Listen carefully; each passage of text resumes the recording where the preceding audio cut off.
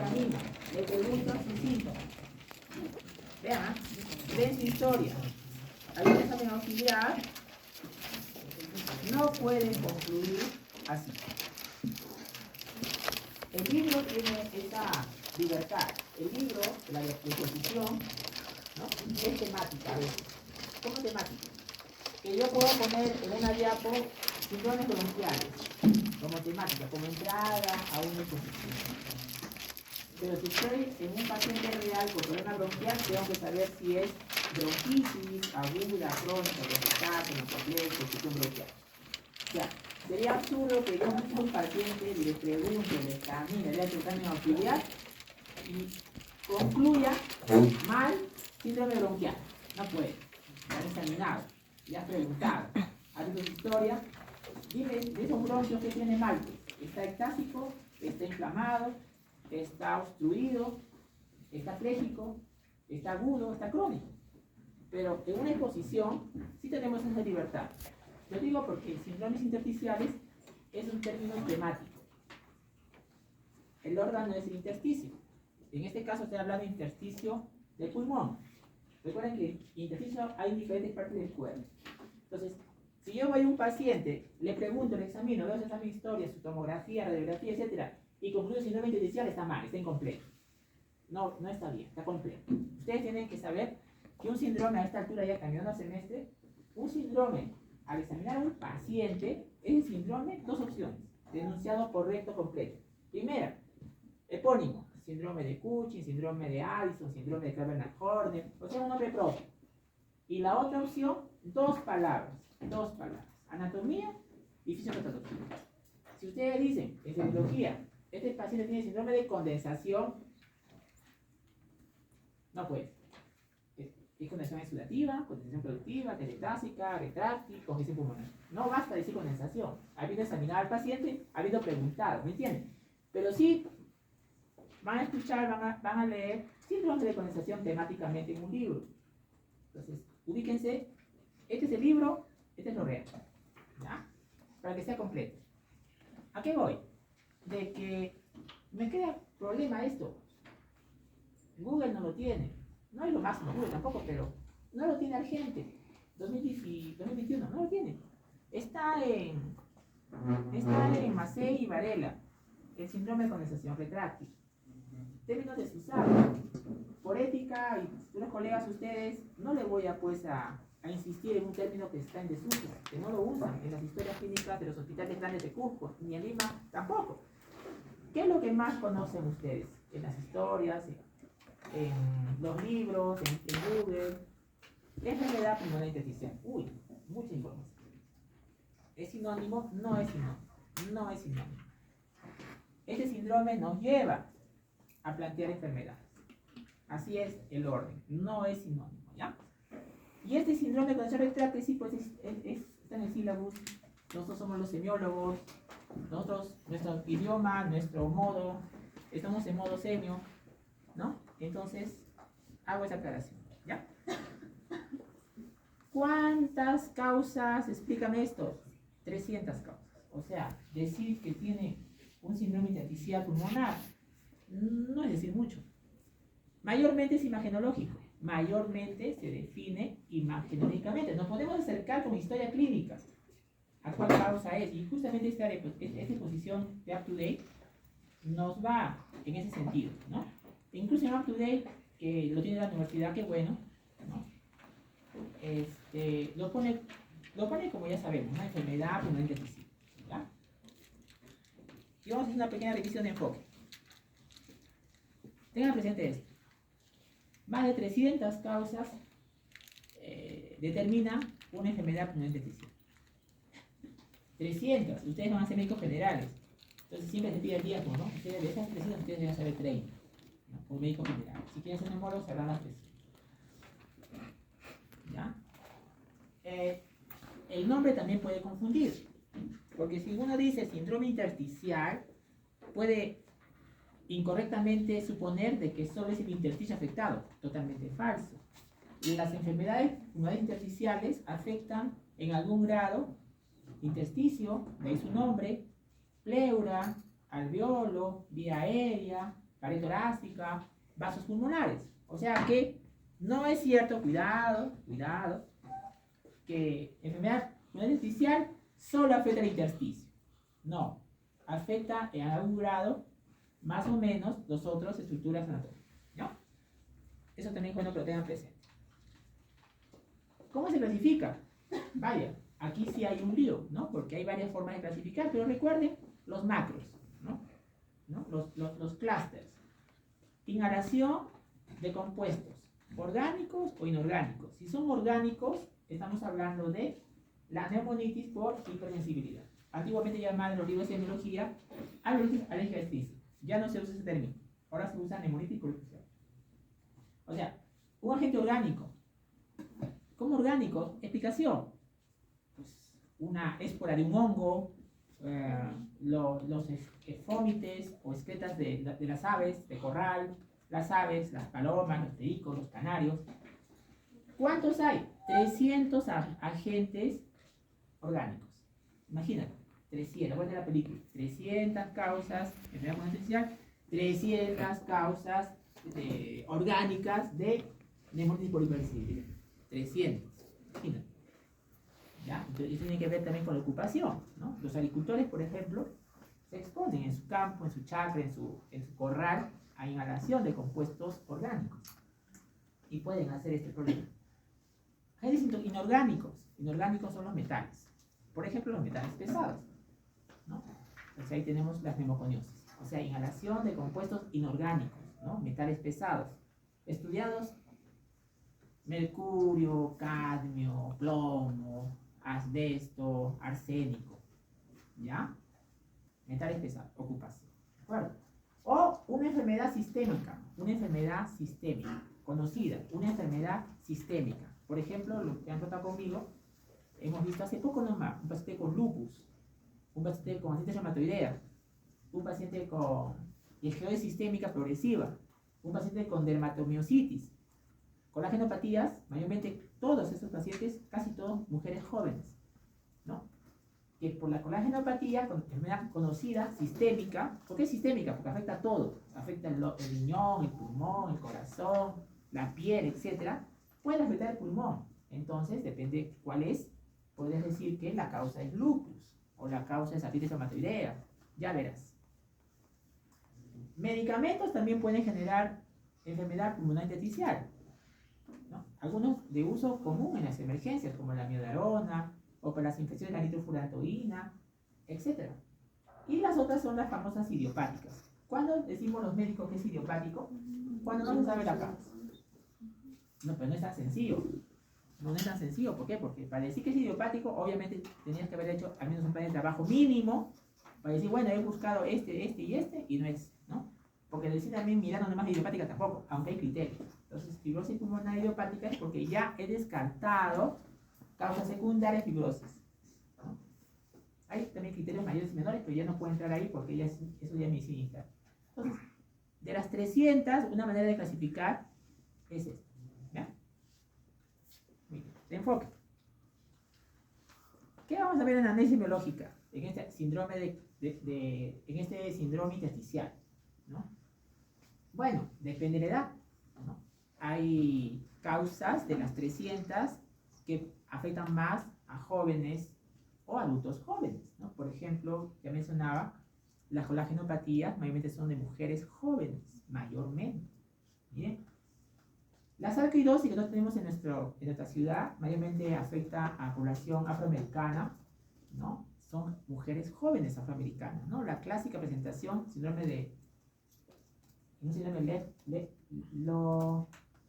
Lofgren, ¿no? Lofgren, que es una mujer afroamericana joven que viene con ganglios crecidos en el cuello, ¿no? Viene con eritema nodoso en las piernas, ¿no? En la placa de tórax vemos un crecimiento de ganglios pariliares. Presentación clásica de sarcoidosis, ¿no? Clásica presentación. Antecedente familiar, fibrosis pulmonar familiar, hemos visto en la clase de arreglamiento mucociliar, lean la diapo, ¿no? Está ahí, no creo que lo he sacado, perdón, disculpen, que una polimorfismo en un 5B puede generar al paciente fibrosis pulmonar familiar. algunas de las 300 van con tabaco. O sea, de las 300, algunas se relacionan con tabaco. Por ejemplo, histocitosis X, fibrosis pulmonar idiopática.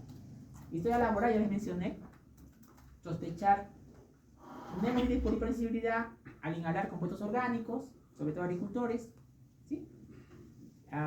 Los que crían pericos, ¿no? Canarios, aves exóticas. Los fármacos, la quimioterapia en los pacientes oncológicos, algunos generan síndrome intersticial post-quimioterapia. O la radioterapia también, a veces el paciente tiene cáncer de mama y le hacen radioterapia, y la radioterapia que ayuda a localizar, contener el tumor de mama, expone al pulmón a la radioterapia y genera condensación, síndrome intersticial, ¿no? Enfermedades sistémicas, ya les mencioné algunas de ellas, por ejemplo, sarcoidosis, ¿no? Sarcoidosis, colágenopatía. Esto de acá es de UpToDate, vean ustedes aquí. Bueno, acá sarcoidosis, ¿ven? Mayormente mujeres, personas jóvenes, ¿no? Sarcoidosis. No tenemos. Bueno, sigo. ¿Y qué vamos a ver en la clínica? Qué complicado, ¿no? Si son 300, pues va a depender del tipo, de la causa específica. O sea, sería dificilísimo decir, no, esto no es así, ¿no? Depende de la causa, ¿no? Pero los síntomas de síndrome intersticial que deben recordar, básicamente lo que no falta es disnea de esfuerzo, que es progresiva. Eso, ¿ya? Y una tos mayormente seca. Tos seca y disnea de esfuerzo no falta, ¿ya? Y el IPA, este IPA es totalmente injusto, porque es un IPA de las 300, pues encasillar en un IPA eso es difícil, ¿no? Es algo que pide la diapositiva, pero es algo muy aproximado, ¿no? Poco específico, ¿no? Como le dijo, la inspección va a depender de la causa. No todas las síndromes intersticiales van con acropaquia. Algunas van con acropaquia. Por ejemplo, fibrosis pulmonar idiopática, sarcoidosis, fibrosis quística, que la vez pasada hemos visto en el primer auxiliar, van con acropaquia, ¿no? ¿Ya? Avanzado, pues obviamente va a usar muchos accesorios, ¿no? La palpación, la apreciación puede estar disminuida, y acá sí les recomiendo, si ustedes sospechan en su paciente con síndrome intersticial pulmonar, se recomienda hacer la apreciación anteroposterior. Es decir, se coloca la palma de su mano en el esternón y la otra en la columna vertebral y le dice que tome aire. Y esa apreciación anteroposterior está disminuida en los síndromes intersticiales. No se aplica, no es necesario en otros síndromes respiratorios, ¿ya? En cuanto a la percusión, también es variable. Como afecta a la pleura, algunos van con neumotoras, otros van con derrame. Entonces, si va con neumotora, pues iría con timpanismo. Si va con derrame, iría con matidez. Entonces, es variable, ¿ya? Y en la auscultación, depende, pues. Si tiene fibrosis pulmonar, entonces va a haber crepitantes velcro. No va a encontrar crepitantes velcro en todos los síndromes intersticiales, no. Un ejemplo, para que tengan una idea. Sospecho yo en un paciente agricultor neumonitis por hipersensibilidad. ¿Ya? Es una de las 300. A ver, clasifícalo. Aguda, subaguda, crónica. Ya. Aguda. El paciente está disneico, cianótico, a veces tenemos que intubar. Ya. Subaguda está con virus merilado, bilateral, pero todavía soportando su enfermedad. Y crónica, en la crónica viene con panal. Y si viene con panal, entonces va a tener el vidrio, el crepitante velcro. En el agudo no va a tener crepitante velcro. En el subagudo no necesariamente. Pero cuando ya se panalizó en la crónica, es posible que se encuentre. Y no deja de ser neumonitis por hipersensibilidad. Pero ¿en qué momento de la evolución nos ha agarrado? Tengan cuidado. Y eso que les hablo solamente de uno, ¿eh? Imagínate las 300, ¿ya? Entonces, una clasificación por tiempo aguda, subaguda. Agudas, presentación bastante sintomática del paciente, bastante intensa, vasculitis, ¿no? Si sospechamos un síndrome intersticial y es de presentación aguda, muy sintomática, ¿no? Una de las causas es vasculitis, ¿no? ¿Qué es vasculitis? Es una inflamación de la pared del vaso. ¿Qué vaso? pequeño vaso, mediano vaso o gran vaso. Pero ¿cuál de esos tres es pulmón? Pequeño vaso. ¿Ya? Y si es crónica, ahí está la fibrosis pulmonar hepática. Es lo que más vemos nosotros. Fibrosis pulmonar. Tenemos up to date. Aquí se dice aguda cuando vienen días a semanas. Hemos visto casos hasta ahora. Subaguda hasta meses y crónica hasta años. ¿De acuerdo? Para no olvidar esta diapo también. ¿Por qué tanta cosa? ¿Por qué género, edad, ocupación, temporalidad? ¿Por qué? Porque tienes que estrechar. Como son 300, ¿cómo te acercas a la que es? ¿Qué estrategias tienes para saber cuál de las 300 es? A eso vamos.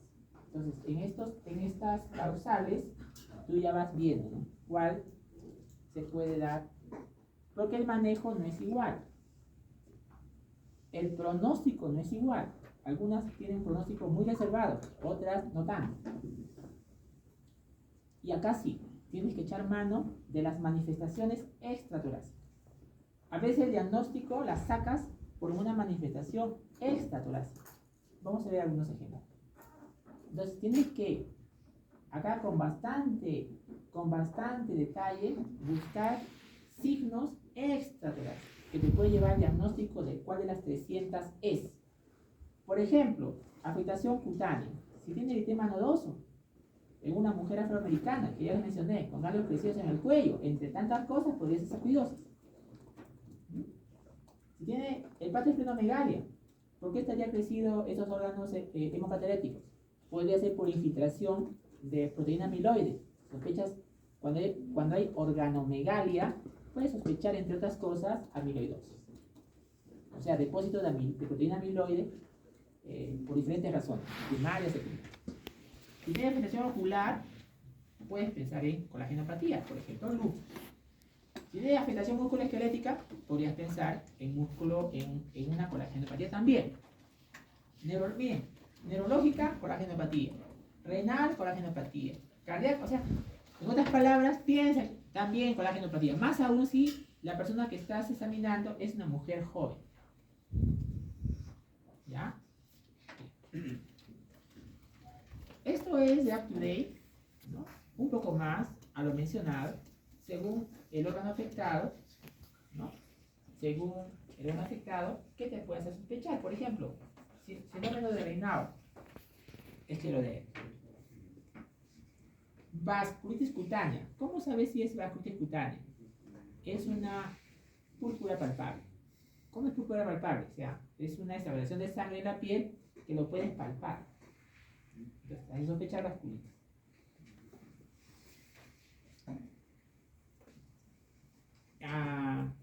No estaría mal la pregunta, ¿no? Deben tener un fundoscopio ustedes, un fundoscopio, o sea, un oftalmoscopio. Es como un estoscopio, ¿no? Y si ustedes tienen la posibilidad de examinar con toda la bioseguridad, porque es face to face, ¿no? A 2 centímetros de la cara del paciente, observar el fondo de ojo, ¿no? Y te da información muy importante, es ver los vasos retinianos, ¿no? Entonces vean ustedes, ¿no? El órgano comprometido te puede llevar a sospechar un diagnóstico, ¿no? Hemos hablado de la parte renal, por ejemplo, ¿no? Yo recuerdo cuando hicimos hemoptisis en la teoría, hablábamos del síndrome pulmón-riñón, o sea, el paciente que viene con hemoptisis y hematuria. Hemoptisis y hematuria, entre otras cosas, puede ser un síndrome pulmón-riñón. ¿Qué es eso? Unos anticuerpos que destruyen la membrana basal glomerular y destruyen al alveolo, ¿no? Se llama el síndrome de Goodpasture, ¿no? Aquí, a veces una imagen vale más que 1000 palabras, ¿no? Si tenemos acá up to date unas pápulas marrones, pápulas en los nudillos de los dedos, esto se llama Gotrón, ¿no? Que es típico de dermatomiositis. Y dermatomiositis me puede dar síndrome intersticial pulmonar. También puede ocurrir el Gotrón a nivel de las rodillas, pápulas marrones.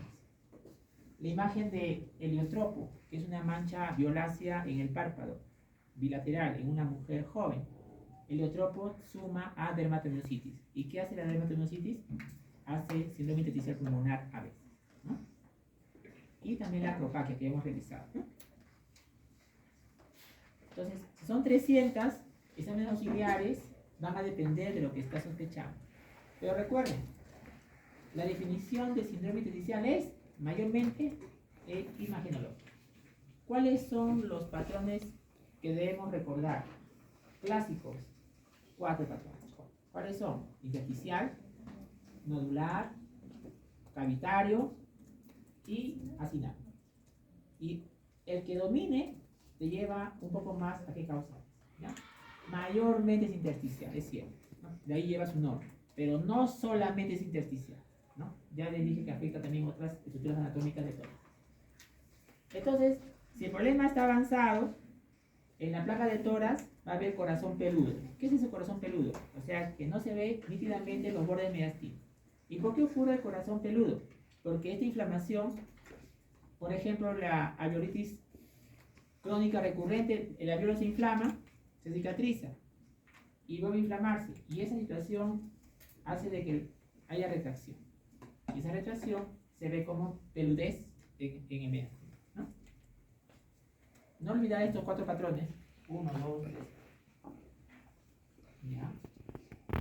Estaba hablando con el grupo que rota conmigo hace unos días en una revista de revistas, que si es cavitario el patrón que está cerca de la pleura y hay una valsalva, acuérdense que valsalva es pujo, por ejemplo, tos te genera valsalva, entonces se puede romper esa cavidad y se generan neumotórax. Por eso te decía, ¿no? Algunos síndromes intersticiales pueden ir con neumotórax cuando la cavidad está cerca al espacio pleural. Entonces hay una comunicación entre la cavidad por un pujo, por una tos, neumotórax.